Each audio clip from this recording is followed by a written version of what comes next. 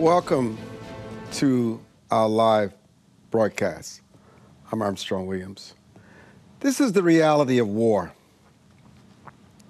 Imagine this.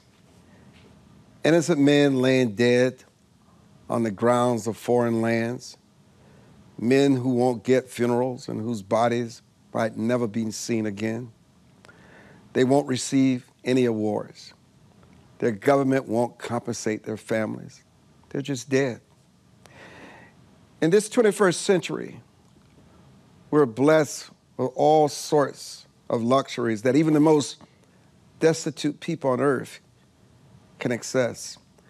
Every government has the ability to provide food, water, medicine, and decent public accommodations to everyone and to live in peace and harmony. Yet, ruthless dictators like Putin, Kim Jong-un, and other warmongers who are in power prefer supremacy over peace. And the cost of that supremacy? This: men killing one another only because their leaders tell them to. Who profits when civilians get sent to battle, whether it's in Gaza, or Lebanon, or Ukraine, or Russia?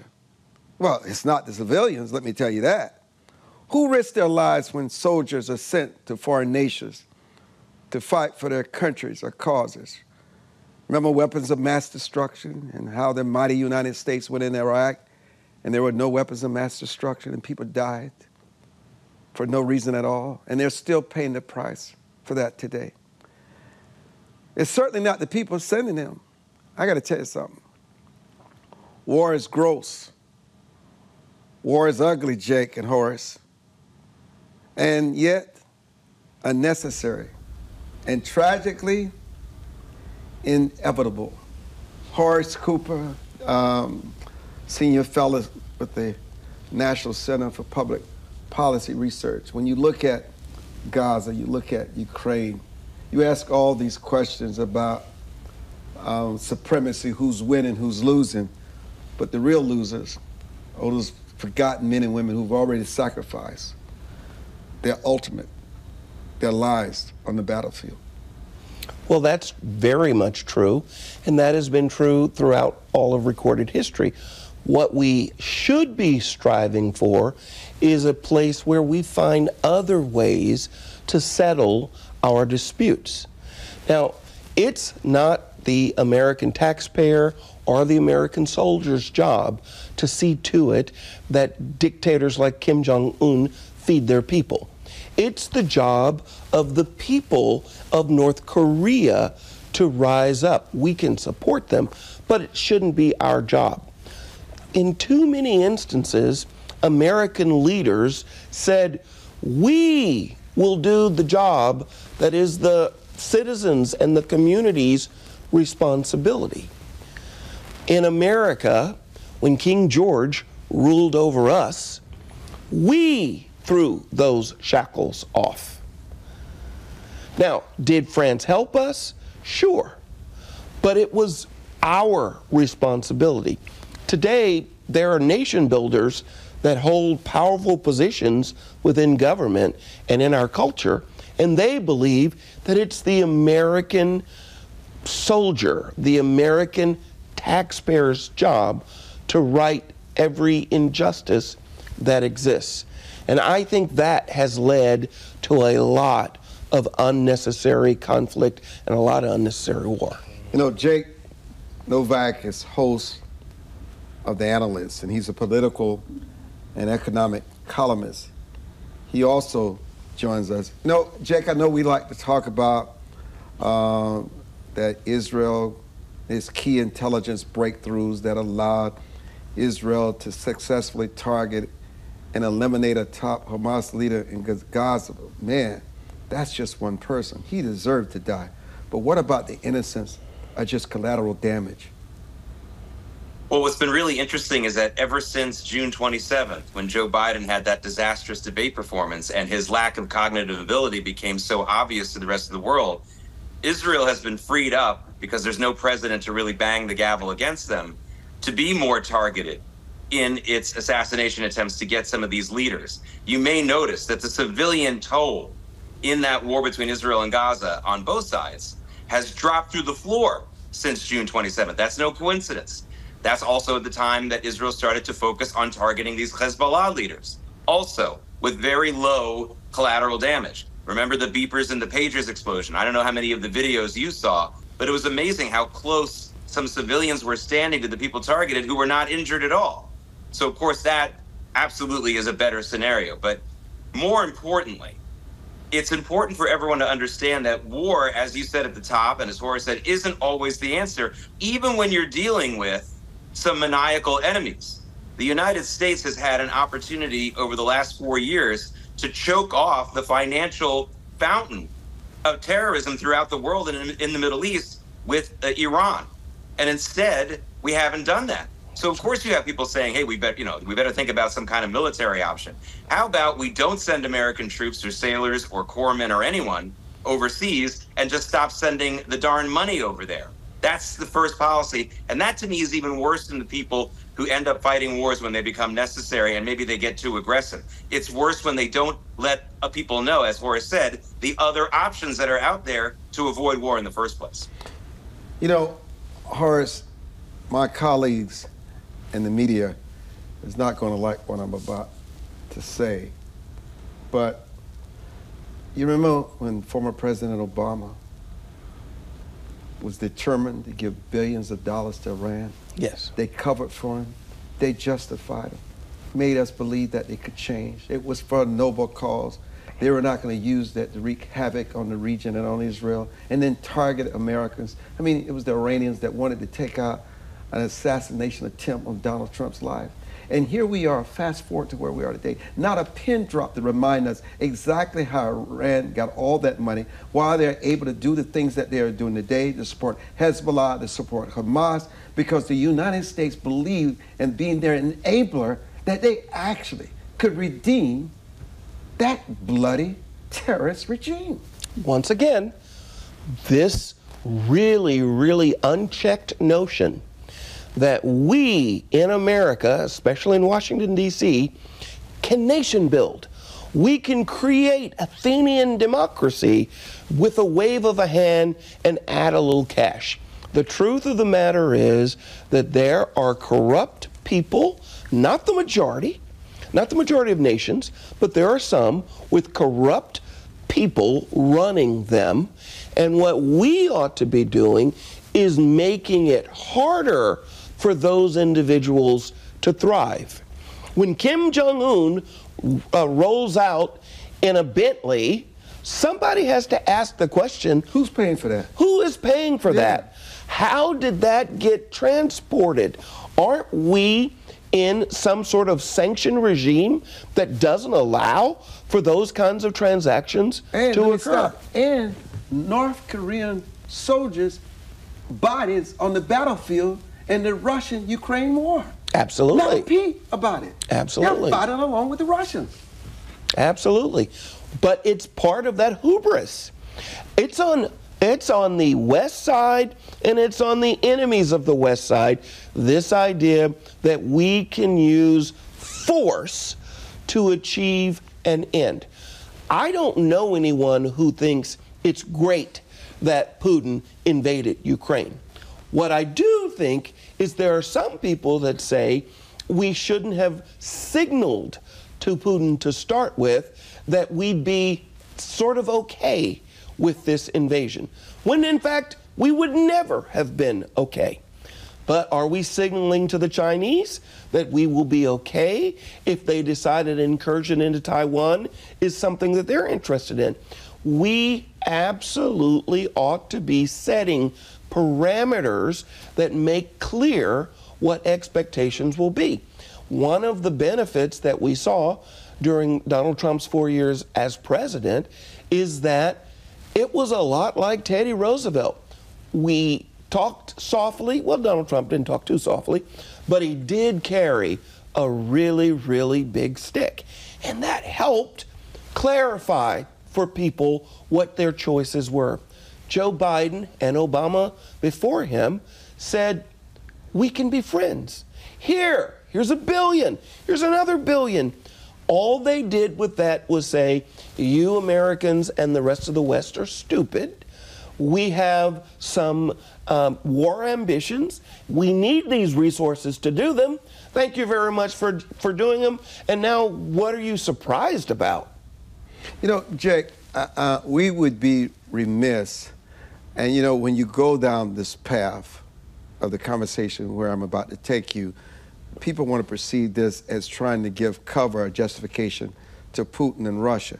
But it is a fact that the United States and its European allies use NATO to corner Putin, to keep him in check, and then dangle around the possibility that Ukraine could be admitted to NATO.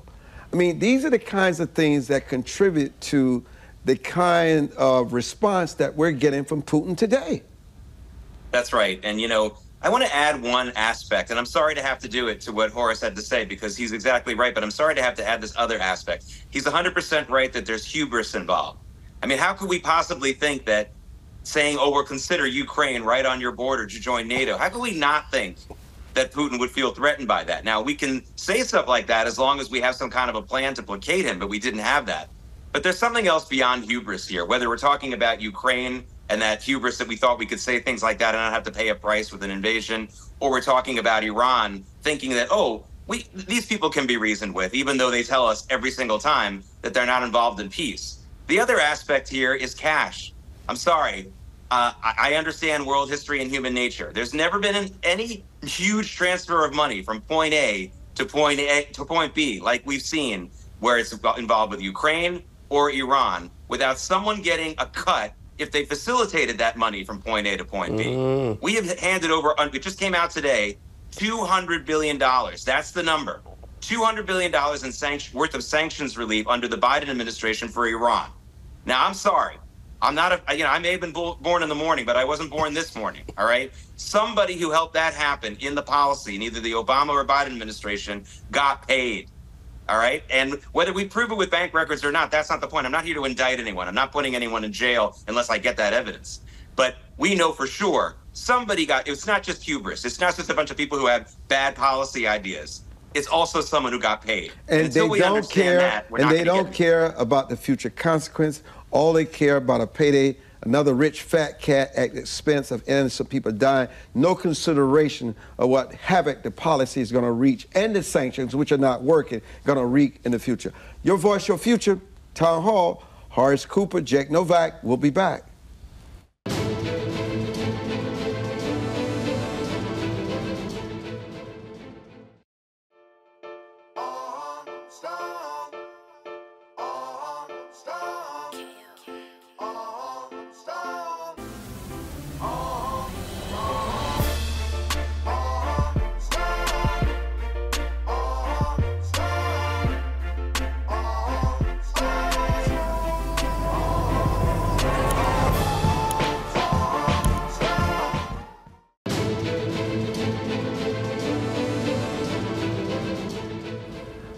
Let me turn to domestic policy here with Jake and Horace. If you didn't know this, voting when you're not legally allowed to vote is a federal crime, right, Horace and Jake? It's a federal crime. That's correct. Okay, yes. We're agreeing on that.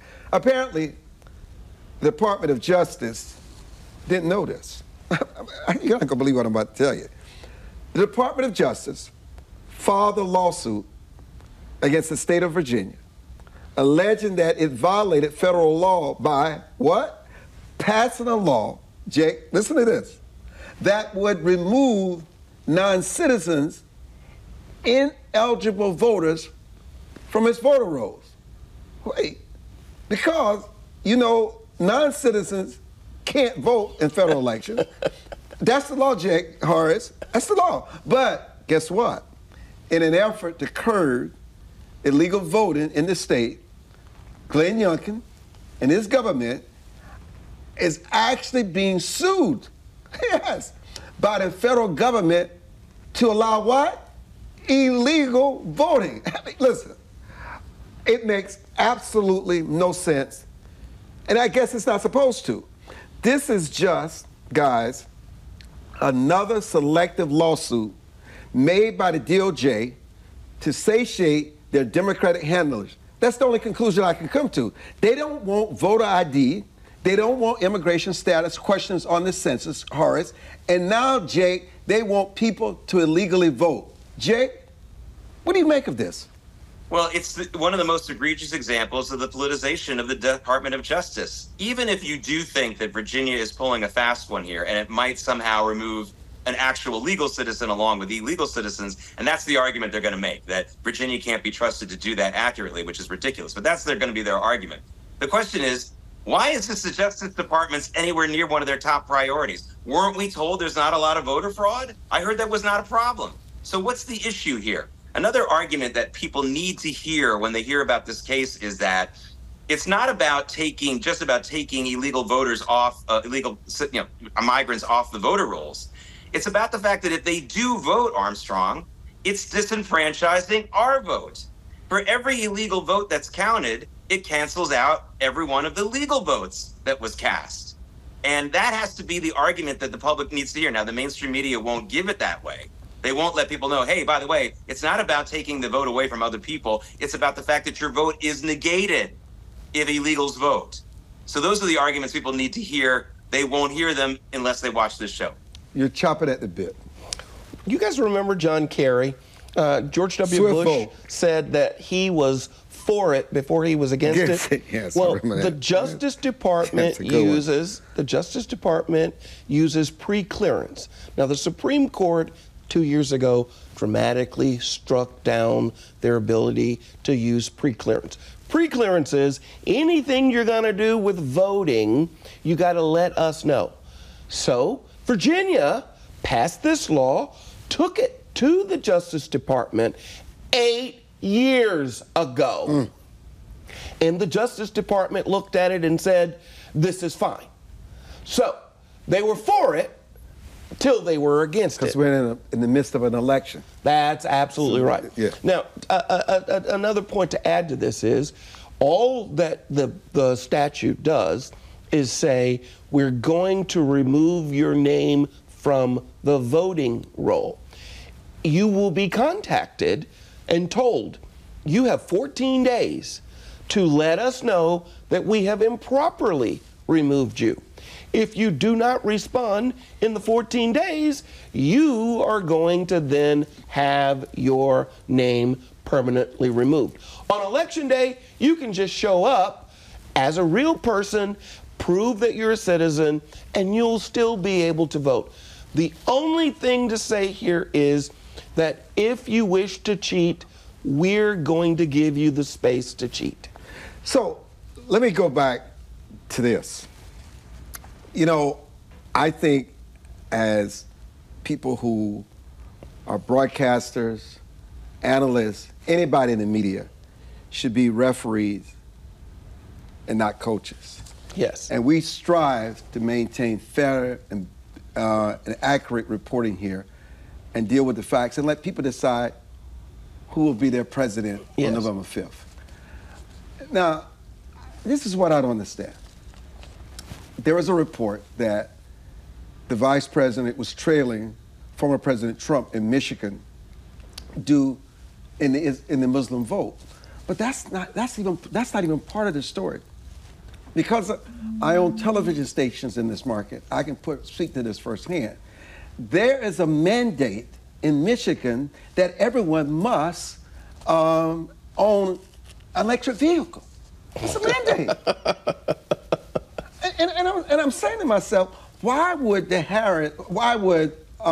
governor, which was urged by the Biden administration, why would you mandate anyone, and having no choice, to begin the process of owning an EV? Do you know the issues behind that? Do you know how many problems that people have? Do you know what it takes to afford that? Help me understand the mindset of this. So I'm going to start with Jake's answer on Ukraine and Iran. Somebody is getting paid. Let's start with that. Second is, this has a disproportionate harmful effect on working class people. More black Americans are working class than the rest of the population, so it has a disproportionate effect on minorities. the home of Detroit and American cars, it requires a large number of those people to be sent home because electric cars don't require as many people. All across the board, it's a bad public policy. But if you're getting some of the cash, it might be worthwhile for you. Now, I'm going to tell you an interesting story that's going to break Jake, and it's about AOC and her district in New York. Prostitution, crime, drugs, literally, just recently, New York City had to send in 200 police officers to clean it up. It exactly reflects what she reflects in her ideology. Not punishing, the issue about bail, not holding young people accountable, and her citizens, which no one has reported, is in an outrage over the fact. What is happening? How is it that a lawmaker, because they're so stern and embracing this wokeness and this political correctness, can allow the constituents that put her in power to face those kinds of circumstances? Well, you know, Armstrong, Tip O'Neill said it best. All politics is local. If you don't do right by your own local people, you're not going to succeed in politics. But we had a corollary to that rule during the Trump era, which is hatred of Trump can get you out of your responsibilities to the public, whether it's the Broward County sheriff blaming Trump somehow for not going in and saving those kids at that high school back at that terrible shooting, or whether it's AOC. The good news is the window is closing on this for a number of reasons. One, the simplest reason, it's just gone on too long. It's getting tired. But second, when people start feeling personally endangered in their own homes and their own neighborhoods, they're not going to accept the "but Trump did X" explanation anymore. So all politics is going to be local again. It's already happening. I'm happy because that at least brings back some accountability to these politicians, because since Trump got into the race, they've been able to, and got into politics, they've been able to get away with using him as a smokescreen. But that's ending. And I think it already did end, but it's certainly, even if it's ending for AOC, it's ending for everyone. Now, I must give Horace a lot of credit here. I remember you in your days with former House Majority Leader Dick Armey. And you were one of the go-to political strategists. What has happened to this insurmountable momentum that the vice president had? Why isn't Walz, as her running mate, adding anything to the ticket? And why all of a sudden, 2 weeks out, she's trailing where it matters? She's collapsing fast. Why? She and her party are positioned outside of the mainstream of where America is. Now, really, you've got to pick if you're a modern leftist. Do you want power, or do you want your crazy beliefs that are unpopular? But you can't have them both. What they're doing is, for instance, one of the most effective ads, and they're putting groups together and they're asking people questions in these little sessions. One of their ads is a story about a man who took an elderly couple onto their boat, tied them up, threw them under the water with the anchor and let them drown while he had a beer and relaxed on their boat. He said he did it because he wanted a sex change operation and he couldn't afford it. When he was put on death row, Kamala Harris advocated that he be given a taxpayer-funded sex change operation, which he finally got. Here's the point. When asked about this, she does not say, well, that was a mistake. That's not a good policy. She said, this has been legal for so long, it was legal under Donald Trump too. She is positioned way too far to the left. And that makes her unpopular. So you can say all you want if you're a voter, well, I don't like the way the mean tweets of Donald Trump. I sometimes don't like some of the statements that he makes. But your pocketbook was great, your neighborhood was safe, and your junior nephew or whatever moved out and got his own place. Under her policies, what you imagine is there's way too much month left over at the end of the check. And when you go to the grocery store, you got to have hot pokers so you can't see the price because inflation has robbed everyone blind. Until she and her party reposition themselves the way the DLC and Bill Clinton did, they're headed for the same kind of result that Michael Dukakis got. Your final thoughts, Jake? Yeah, I think the reason why she's fading fast is that she had a short window in her defense, but she had a short window to close the deal with the American public, and it was terribly fumbled. She's also just not a very good communicator. Even if she had these horrible policies, Horace and Armstrong, if she were really charismatic and really, really erudite, she might have been able to skate by because there's so many people who just hate Trump, and she might have been able to get away with it. But she's not. She's not. We all know she's terrible off the cuff. We all know she can't do that. And the American people just didn't buy it. I actually don't think the polls ever really changed. It was just people were more willing in the last couple of weeks to come out and say publicly, even if it's just to a pollster, that they're not voting for her. And that's what happened. It took a while, but we're back to where we were on June 27th. Well, I can't thank you both for joining us. Horace, it's a pleasure seeing you in our house. When we come back, Tim Goeglein will be joining us to talk about his new book, Stumbling Toward Utopia. Your voice, your future. We'll be back.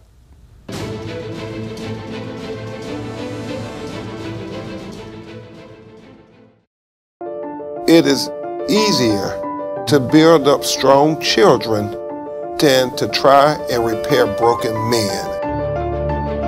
The streets are plagued with crime, violence. There's a lot of poverty, and it's all a result of lack of education that's happening in our schools. So it really is a crisis. We come from very different political perspectives, but we've come to the same conclusion, and that is there is a crisis in the classroom. Children are being deprived of quality of life because they're being deprived of a good education. We must solve this problem. It's incumbent upon all of us to join hands together to get this done. We can't afford to wait one more day before we address these issues, because every day we lose another child. Let's stop the politicking. Let's stop the games. Let's really do something to give these kids a real chance at life and being a part of that American dream. We need accountability for funding. Many of the districts where you're seeing very low test scores, students graduating with very low literacy and math comprehension rates, they are receiving a lot of funding. So where is the money going where our kids aren't being adequately educated? If you believe every child is deserving of a quality education, please go to educationjusticefoundation.com.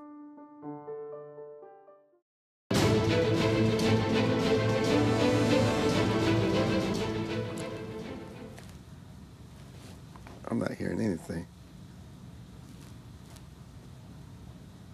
And welcome back to the broadcast. Although best associated with its counterculture, flower power, and music, the 1960s was a tremendously turbulent decade, both domestically and internationally for our nation. The long decades was an endless pageant of political and cultural protests. Many social ills, which had been festering for decades, suddenly forced their way onto the national agenda. Any U.S. soldier serving overseas or stateside would have been affected by the critical issues defining this period. But this was particularly true of the Civil Rights Movement and the Cold War. It's just a snapshot of the decade and the chaotic nature of the 1960s of America in relation to both of these themes.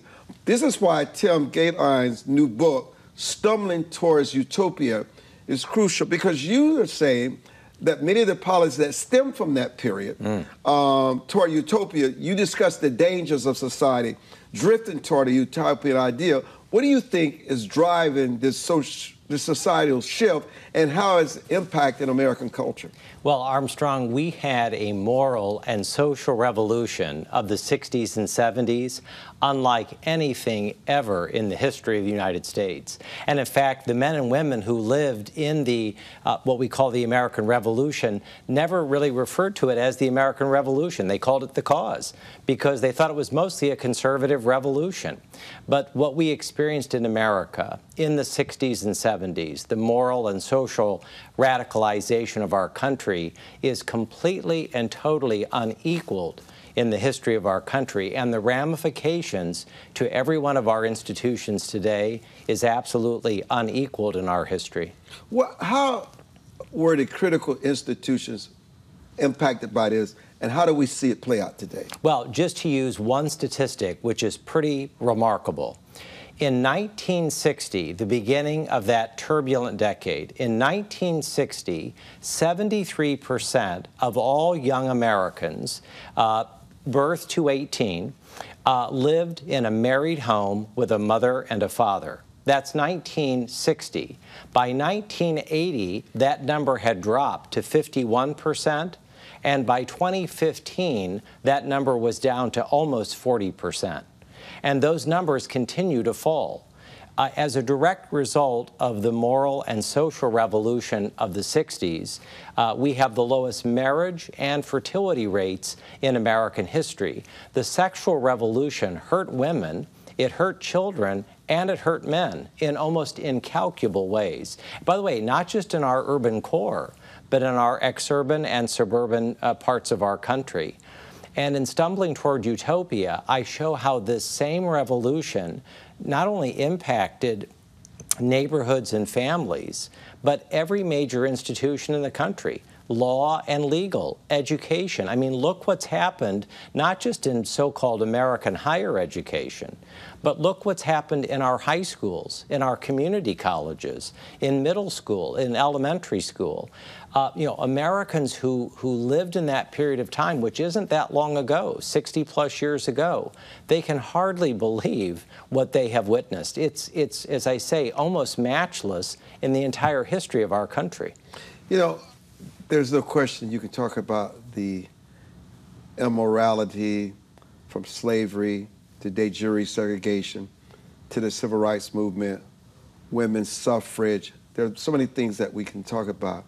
But there's been such a dumbing down of morality, right and wrong, what marriage is, the churches, prosperity ministry. You want to make everybody feel good because all you want to do is make sure you don't lose those big gun contributors from your congregation. Yes. And you talk about, when you talk about the breakdown of the family, you can see what the slow decline of fathers in the household, more children out of wedlock, more crime. And you look at where we are today, it's almost 10x. I couldn't agree more. And as I say in Stumbling Toward Utopia, to that very point, the church itself was an absolute target of the radicalizers of the 1960s. In other words, it wasn't just an evolution. The people who started this whole mess, this is precisely what they wanted. They targeted the family. They targeted marriage. They targeted the churches. They targeted the seminaries. You know, you drive around the great cities of our country, and I mean really great cities. It seems that there is a church on every corner.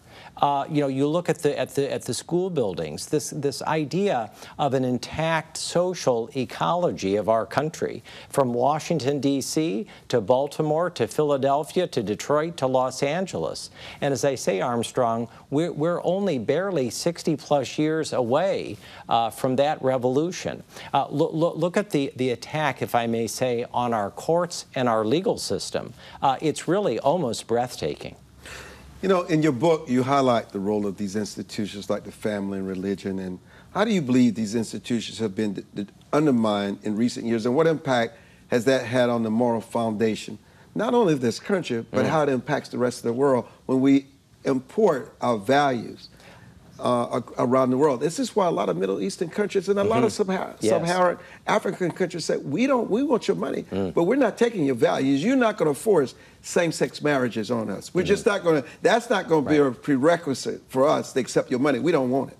The number one thing that the 1960s and 70s and the revolutionaries wanted for the United States was to replace the Judaic-Christian tradition with something that is called moral relativism, nihilism, you know, a belief in no objective truth, no objective standards. And the radicals wanted this applied in every one of our institutions. They wanted moral relativism to specifically define politics in America of both parties. They wanted moral relativism to define our legal system. And it goes on and on. By the way, I delineate in the book, the founder of the ACLU, Armstrong, was a communist. You know, I mean, it's very important that we understand that it didn't just evolve from some particular period and that somehow the 60s and 70s arrived on our doorstep and there it was. This was by design from the beginning. And now, in 2024, young people particularly are the ones who are most impacted by this revolution. By the way, look at our politics. I mean, it's so shocking when we are in common conversation, even with people who don't agree with us on the biggest issues, for people to say, we've never been more polarized. We've never had greater polarity between the Democrats and the Republicans or progressives and conservatives. But as I show in Stumbling Toward Utopia, this was also part of the design. The most impactful, the most important radical of the 1960s, Saul Alinsky, wrote a blueprint book called Rules for Radicals, and he celebrates in Rule 13 polarization. He says, pick out your political adversary, target your adversary, and then polarize the country. And as I say, we are living with the implications of that today. You know, you argue that utopian ideas often lead to unintended negative consequences. Could you explain what specific dangers you see if the current cultural trajectory continues? And also, what practical steps can individuals and policymakers take to resist the pull toward this utopian thinking and reestablish a sense of grounded realism in our country? I love that question because there are multiple ways to answer it, but I'll pick out the one that I think is the most important one. It's fashionable in the political class to say that the biggest issue facing America is our financial or economy questions, or that the biggest issue is the border, or add to that. And by the way, those are definably major issues. But Armstrong, I argue in the book that the most important issue facing our country is a spiritual crisis of the first order. I might even call it a spiritual recession. It is the one that has such enormous implications that it floods far beyond the question of churches, temples, and synagogues, and it flows directly into our classrooms. It flows into popular entertainment. It seems to manifest itself even in institutions where that is not principally the thing.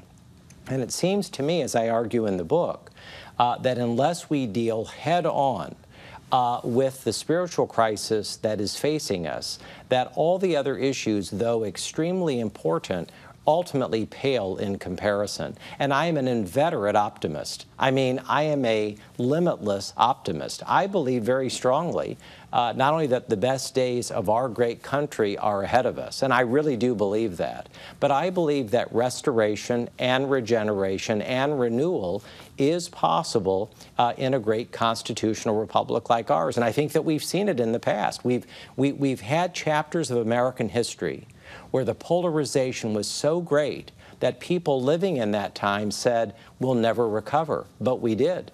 In the American Revolution, 2/3 of all Americans were for the British or they were indifferent. In the Civil War, we lost over 700,000 Americans. We had a president, one of 4 in our history, who was murdered on Good Friday. in Watergate, in Vietnam, in the moral revolution I'm talking about. Huge polarities.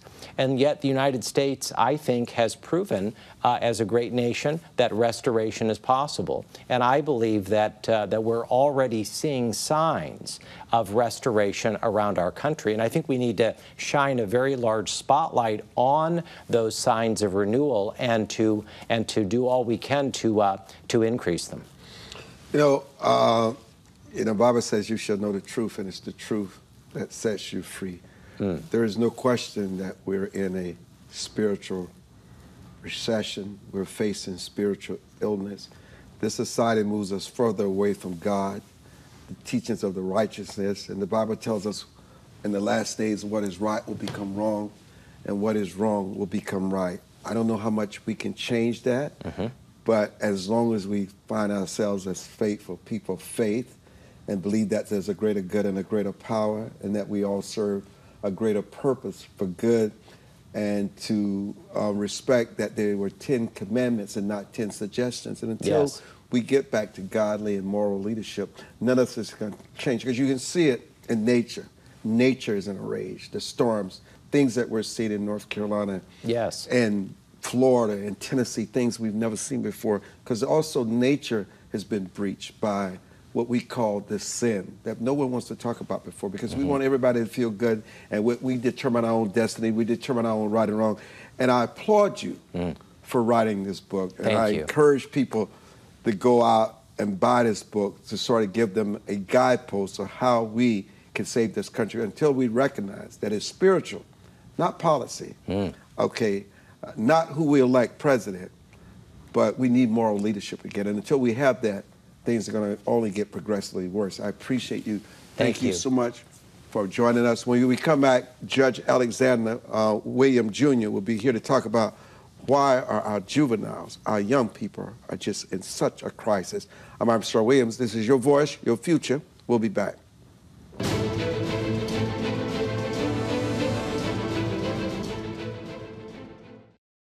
As a home buyer, you need a lender who cares about your home ownership dreams. United Security Financial has been helping families secure their dream homes for 30 years. We're a national fair practice lender that provides affordable mortgages and low down payment programs to eligible home buyers. To learn how United Security Financial can help you secure your dream home, call 1-800-373-4186.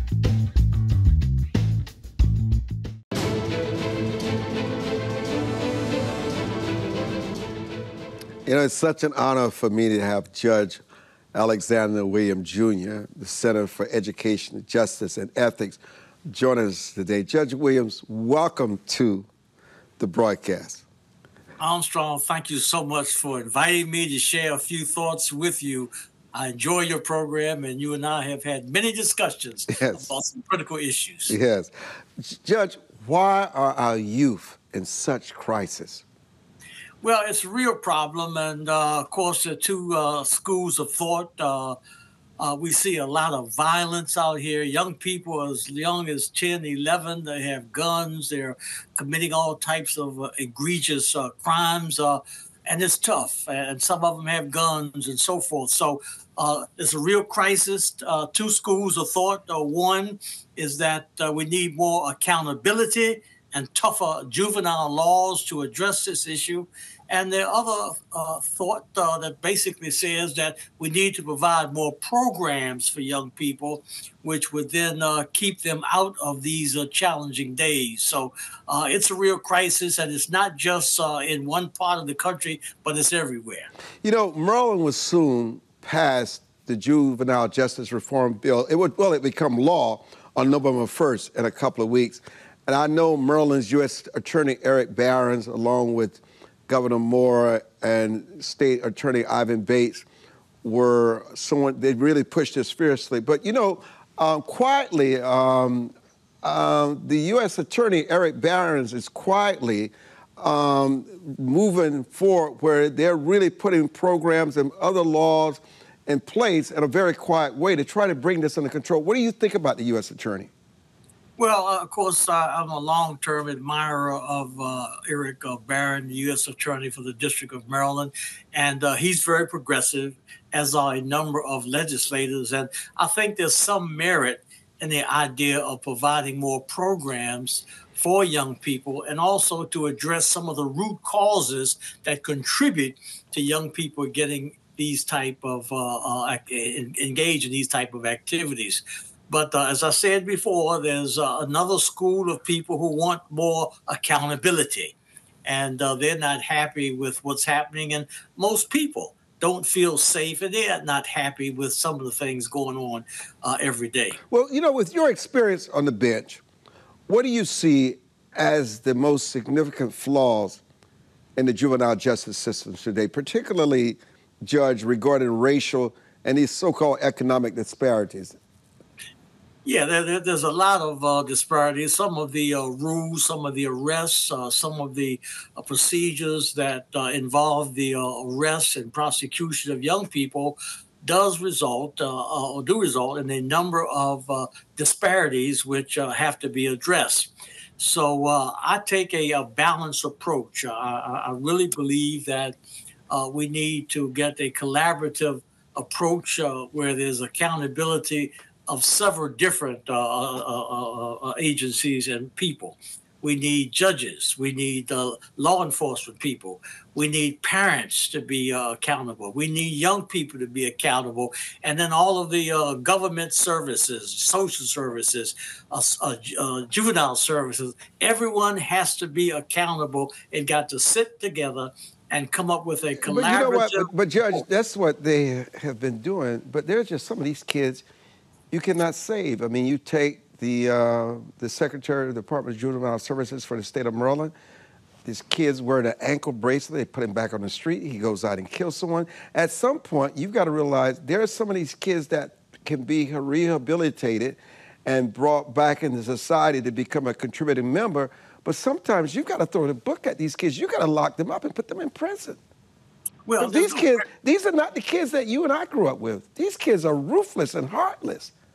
There's no question about it. Something's got to be done. But again, I don't blame one segment of authorities for this problem. It has to start, I think, with the moral issues that we talked about. We've lost that.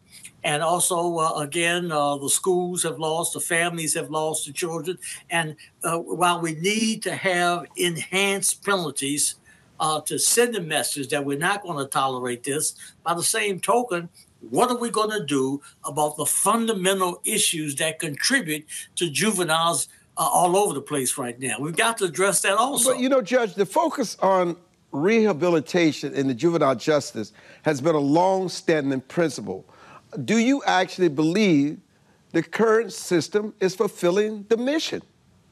The current system has a lot of problems. There's no question about it. It's not effective at all. As you know, Armstrong, years ago, we focused solely on rehabilitation and treatment.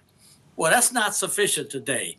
And we've got to take stronger measures to send the word out that we're not going to tolerate young people getting guns, running into stores and groups and stealing, and also for no reason at all, just beating people out of meanness. You saw what happened down there in Georgia at that Appalachian school down there in Georgia, where the young man got the father's gun and shot 4 or 5 students in the school. So we have to have accountability, not just in young people, but parents and school officials and the legislators and judges have to be tough. What report card would you give Governor Westmore as it relates to this issue? Well, again, I don't blame him. I think he has a decent report card. I don't blame him at all for what's happening in the area of juvenile delinquency and so forth. It's a collaborative problem. And I think it's a dangerous thing just to point out one person because of the ankle problems or whatever. That's just part of the problem. We've got to get to what's happening in the families, what's happening in the courts. Prosecutors, they have to be better equipped to talk about waivers up and waivers down. And so it's just not one aspect, but it's a comprehensive program. But Judge, this is all we do is talk about this issue. All they do is have meetings and have these comprehensive studies. And you've got parents, you've got mothers are saying to the Department of Juvenile Justice and other agencies, you know what, I'm afraid of my child. I'm afraid my child's gonna kill somebody. I don't want you to just rehabilitate my child because it's not working. This child is a threat to society. Even parents are saying this now. Sure they are, but the government can't come in and address some of the issues that families have. Parents also have to get involved. They've got to figure out how to do better parenting so that they can make sure their kids are not out at 11, 12, 1, all times. No, you've got to address that. But like I said, I won't blame the government. I won't blame law enforcement. I won't blame one group of people for this. But again, it's got to be more discussions and solutions. Well, I can tell you this. You can blame those criminals and hold them accountable and responsible. I can tell you that. Well, there's no question about it. They've got to be made accountable. I agree with you. You know, and one of the things that we're looking at right now is whether we should eliminate the automatic vesting of young people in the adult court at 13, 14, 15, or whether we should charge them as juveniles and then make the prosecutors bring down the wrath on them. So it's just a number of issues, and we have to address it. We just can't. But Judge, here's my problem in the 2 minutes we have left. 90% of the crimes are committed by 8% of the same people. That's true. What does that tell you? Well, it tells us that we've got to get tougher. No, take them off the street so they can never see the light of day again. To save the 92%. Well, you can't take them, throw the key away. I mean, the Supreme Court has said you can't give life without parole to young people who are supposed to be under 18 and not quite mature enough. But you certainly need to get tougher. I know I've been a prosecutor, and I believe in tough measures. But again, my approach, Armstrong, is that I'm not going to blame. But quickly, in the 30 seconds we have left, tell us how you would get tougher in today's climate. Well, I would instruct the prosecutors out here to and law enforcement officials to take a harder approach and not treat these kids with kid gloves. You know, they've got to send a message out.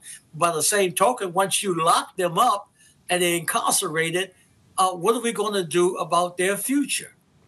Well, I think if they want to have a future, they need to learn that they cannot break laws, loot, steal, rape, kill, and have no regard for human life. I think when you do those things, you forfeit what you call a life until you serve your time and rehabilitate it and come back out to society to show that you've earned the right to have the employment and all the other tools that are necessary to help rehabilitate you towards life. But look, Judge, you hear that music? That means my time is out. It's good seeing you. I want to thank all my guests for joining us tonight on Your Voice, Your Future. I'm Armstrong Williams. Good night.